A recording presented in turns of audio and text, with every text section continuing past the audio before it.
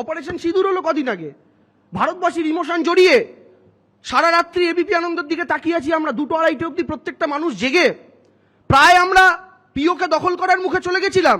হঠাৎ আমেরিকা থেকে ট্রাম্প বাবাজি ফোন করে ধমক দিয়ে দিল যে বেটা কি করছে এগুলো, বেশ বুঝি ভয়ও পেয়ে গেলেন, চুপ। বীরের সঙ্গে আমাদের সেনাবাহিনী প্রায় চলে গিয়েছিল, তাদের মনোবলকে ভেঙে দিয়ে তাদেরকে আটকে দিল, তারা ফিরে চলে এলো। আজকে পিওকেতে আমাদের পতাকা উঠতো, থামিয়ে দিল। মানুষের আবেগ নিয়ে যখন ছেলে খেলা খেলেন ওখানেই শেষ তো নয়। কি দরকার ছিল পাকিস্তানের সাথে ক্রিকেট ম্যাচটা করার? কি দরকার ছিল? জয়সা তো এখন ক্রিকেটের মাথায় পৃথিবীর, পারেননি থামাতে? কি দরকার ছিল?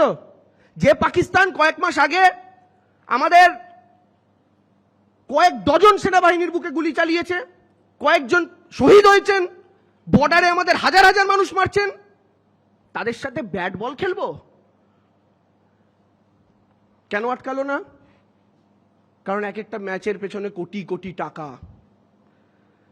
যেসব কোম্পানি স্পন্সর করছে তাদের সঙ্গে ঘুরপথে বিজেপির পার্টি ফান্ডের কানেকশন।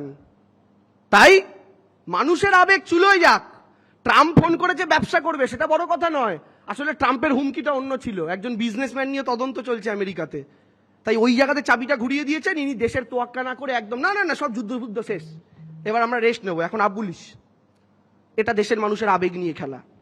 তো মানুষের আবেগ নিয়ে যখন খেলা হয় তখন মানুষ রাস্তায় নামে, দেশেও নামবে, ভারতবর্ষেও নামবে, নেবেছে আবারও নামবে। কিন্তু সেই নাবা আমরা এই নাবা চাই না যে দেশের জনগণ নাবুক, নেবে গিয়ে প্রধানমন্ত্রীর চেয়ার ধরে টেনে ফেলুক। না, এই জিনিস আমরা চাই না।